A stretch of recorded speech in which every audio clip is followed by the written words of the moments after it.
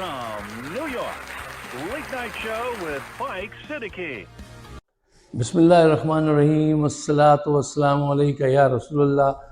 صاحبوں، establishment, P D M, Asif Zardari سب مل کر جماعت اسلامی کو استعمال کرتے ہوئے ایک نیا پتہ سامنے لائے ہیں جس کا نام ہے آل پارٹیز کانفرنس۔ اچھا دیکھیے، سیاست جو ہے وہ ممکنات کا نام ہے، اور مذاکرات جو ہیں وہ ایک مثبت عمل ہوتا ہے، اس کے ذریعے آپ بہت کچھ اچیو کر سکتے ہیں، اور اکثر ڈسپیوٹ جو ہوتے ہیں وہ مذاکرات کے ذریعے حل ہوتے ہیں۔ لیکن یہ بھی حقیقت ہے کہ دنیا بھر میں جہاں سیاست، حکمت، تدبر، عوامی رائے کے احترام کا نام ہے، پاکستان میں سیاست جھوٹ، دغابازی، کرپشن کا نام ہے۔ جو جتنا بڑا جھوٹا ہوتا ہے اس سوسائٹی میں، وہ کہتے ہیں بھئی یہ بہت بڑا پولیٹیشین ہے، یہ بہت بڑا سیاستدان ہے۔ جھوٹے مکار آدمی کو یہ کہا جاتا ہے۔ تو اس سے اندازہ لگا لیجئے کہ سیاست کا، جمہوریت کا اسٹرکچر پاکستان میں کیا ہے اور دوسری دنیا میں کیا ہے۔ اچھا، چند اہم پوائنٹس میں چاہتا ہوں کہ اگر آپ اپنے پیش نظر رکھیں تو ہم کم وقت میں زیادہ کمیونیکیشن کر پائیں گے اور مشکل بات آسانی سے سمجھ سکیں گے۔ پوائنٹ نمبر 1، دیکھیے، مذاکرات شروع ہونے سے پہلے یہ سوچ لینا چاہیے کہ دوسری پارٹی آپ سے کیا حاصل کرنا چاہتی ہے، وہ کتنی ڈیسپریٹ ہے اپنی اچیومنٹ کے لیے۔ نمبر 2، آپ کو کیا حاصل ہوگا، آپ کیا حاصل کریں گے اس میں۔ نمبر 3، آپ اپنے مخالف کو کس حد تک مراد دیں گے، یہ لمٹ آپ کو پہلے معلوم ہونی چاہیے۔ دیکھیے، پوائنٹ نمبر 4 یہ ہے کہ اکثر لوگ یہ غلطی کرتے ہیں، آگے بعد میں کہتے ہیں صاحب وہ نیگوسیشن میں وہ جو ہے نا، ہم نے تو یہ بات کہی تھی اور وہ یہ ہوئی ہے، یہ تو غلط ہوا، ہمارے ساتھ دھوکہ ہو گیا۔ نہیں، دیکھیے، نیگوسیشن وہ نہیں ہے جو آپ کے ذہن میں تھی، جو آپ ڈیزائر کرتے ہیں۔ نیگوسیشن وہ ہے جو ٹیبل پہ بیٹھ کے پھر ڈرافٹ کی شکل میں لکھی گئی۔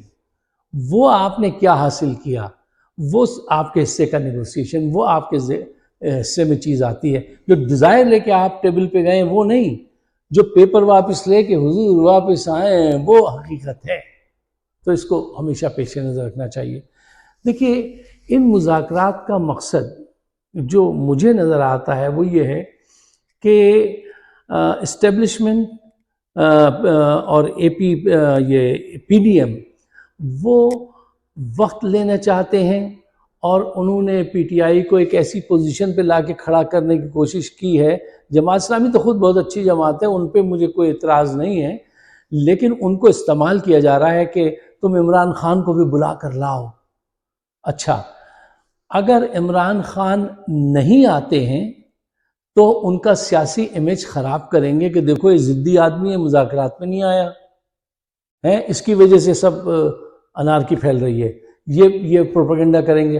اور اگر وہ آ گیا تو پھر مذاکرات کو کھینچتے جائیں گے، اور اس طریقے سے ٹائم گین ہوگا، اور ایک اور فائدہ ہوگا کہ ہماری طرف جو عدلیہ نے ساری قوت لگا رکھی ہے اس کو بھی ہم ڈیفیوز ہلکا کر لیں گے، عدلیہ کی گرفت بھی ڈھیلی پڑ جائے گی۔ ٹھیک ہے، تو ہم کو یہ سارے فائدے ہیں۔ اچھا، پی ٹی آئی کے جو بھی تھنک ٹینک کے لوگ ہیں، اچھے لوگ ملے، اللہ نے ان کو اراؤنڈ دا ورلڈ اچھے لوگ دیے ہیں جو انہیں اپنے گائیڈ کرتے ہیں یا اپنی پوائنٹ آف ویو دیتے ہیں۔ وہ یہ ہے کہ انہوں نے بہت عمدہ جواب دیا ہے۔ فواد چودھری سے جب پوچھا گیا کہ آپ آئیے آل پارٹیز کانفرنس میں تو مذاکرات کیجئے، تو اس نے بڑا ذہانت کا جواب دیا۔ اس نے کہا جی ہاں، ضرور مذاکرات بہت اچھی چیز ہے، مذاکرات ہونے چاہیے، لیکن مذاکرات جو ہیں وہ قانون اور آئین کے دائرے میں رہتے ہوئے ہونے چاہیے، ہے بھائی۔ اور قانون اور آئین یہ کہتا ہے کہ 90 دن میں الیکشن ہونے چاہیے۔ اگر آپ کو یہ بات کرنی ہے تو ٹھیک ہے۔ اس نے بہت ہی اپروپریٹ اپنی پوزیشننگ لی ہے۔ دیکھیے، نیگوسیشن میں ایک چیز ہوتی ہے کہ آپ اپنے آپ کو پوزیشن کیسے کرتے ہیں۔ اس نے بالکل صحیح جگہ پہ اپنے آپ کو پوزیشن کیا ہے۔ اب دیکھنا یہ ہے کہ پی ٹی آئی اور عمران خان ان کے اس ٹریپ میں آتے ہیں یا نہیں، اور مزید بات کیسے آگے بڑھتی ہے. کیونکہ ایک بات تو آپ طے کر اپنی آنکھوں سے دیکھ لیجئے، یہ طے کر چکے ہیں کہ ہمیں الیکشن نہیں کرانے، اور اب تو بالکل برہنہ بے لباس ہو کر سامنے آ گئے، کہتے ہیں دیکھ لو اور ہم الیکشن نہیں کرائیں گے.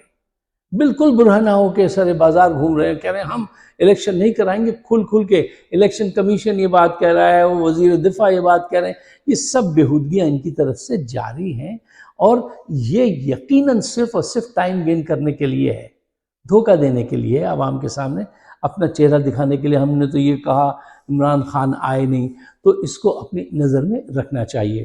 اچھا، ایک اور بات، ذرا آپ اس بات سے بھی اندازہ لگائیے کہ ان کی جو ابھی پرفارمنس رہی ہے پچھلے 2-1 مہینے میں، یہ کیا کہتے رہے ہیں. یہ کہتے ہیں، اب یہاں پہ سوال اٹھتا ہے، سوال اٹھائیے. اچھا، سوال یہ پیدا ہوتا ہے کہ یہ کہتے ہیں اگر وہ 14 مئی ہے ڈیٹ غالباً جو عدالت نے دیا، اگر مئی میں الیکشن ہوتے ہیں تو ملک میں انارکی کا خطرہ ہے، اور اگر یہ الیکشن اکتوبر میں ہوتے ہیں تو انارکی نہیں ہوگی. بہت خوب. اگر مئی میں یہ الیکشن ہوتے ہیں تو پیسہ نہیں ہے، اور اگر اکتوبر میں یہ الیکشن ہوتے ہیں تو پیسہ موجود ہے. اگر صرف پنجاب اسمبلی کے الیکشن ہوتے ہیں تو پورا ملک تباہ ہو جائے گا، اور اگر پورے 4 صوبوں اور مرکز کے ایک ساتھ الیکشن ہوتے ہیں تو ملک ٹھیک رہے گا. ایسی کیا آفت آئی ہے کہ اگر پنجاب اور کے پی میں الیکشن ہو جائیں تو ملک جو ہے وہ خطرناک حادثہ ہو جائے گا. کیوں حادثہ ہو جائے گا بھائی؟ کس قسم کا حادثہ ہو جائے گا؟ کس قسم کا حادثہ آپ کے ذہن اور دل و دماغ میں ہے؟ اس کو آپ کو باہر، ان کے کھینچ کے باہر کرنا چاہیے کہ ان کی نگاہ میں یہ حادثہ ہے. اچھا، اب سوال یہ پیدا ہوتا ہے کہ جو کچھ کام اب تک عدلیہ کر چکی ہے وہ کہاں کھڑی ہوگی اگر یہ نیگوسیشن شروع ہوئے اور یہ ٹائم ضائع کریں گے؟ صرف اور صرف ٹائم گین کرنے کے لیے ہے یہ نیگوسیشن، اور اس کا کوئی پرپس میری سمجھ میں نہیں آتا.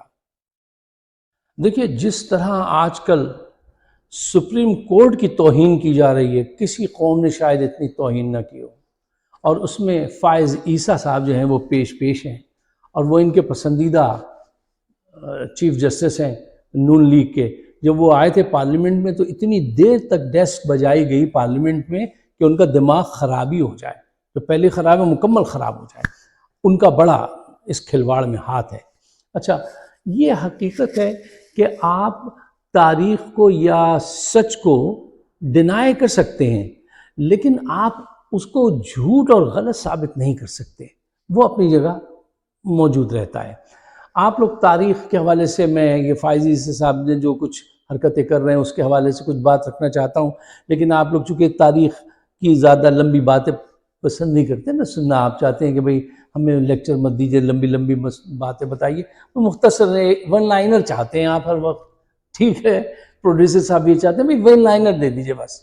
دیکھیے، ان کا ابھی انہوں نے فرمایا، فائز عیسیٰ صاحب نے، کہ جسٹس منیر نے یہ پاکستان توڑنے کا جو بیج بویا تھا وہ 1971 میں پروان چڑھا اور ملک 2 ٹکڑے ہو گیا.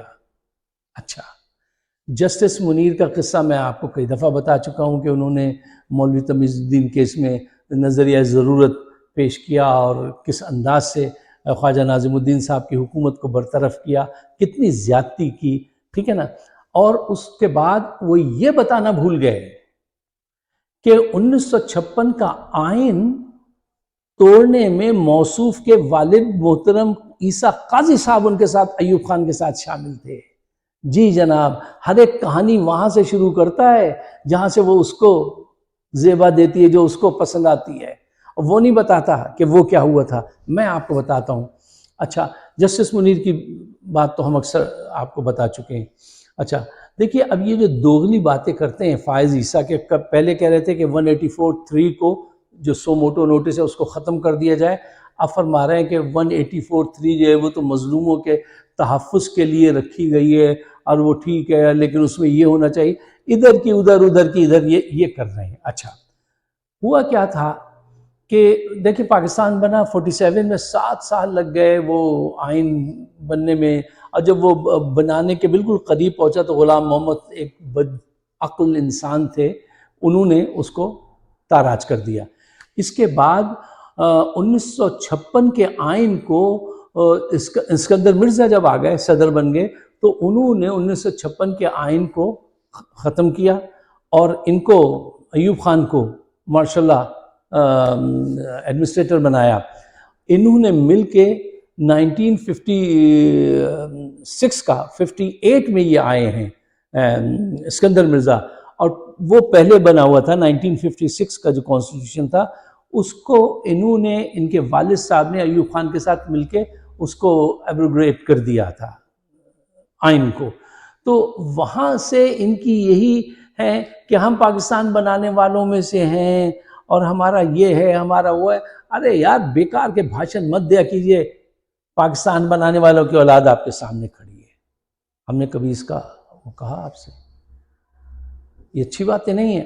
اب جو ہے اس مسئلے پہ بات کیجئے، جو دھوکہ دہی، جو بے توقیری آئین کی آپ آج کر رہے ہیں، اس کا حساب کون دے گا؟ روز محشر آپ کو دینا ہوگا کہ پوری قوم الیکشن چاہتی ہے اور آپ اس کو آئین کے اور ان چیزوں میں الجھا رہے ہیں۔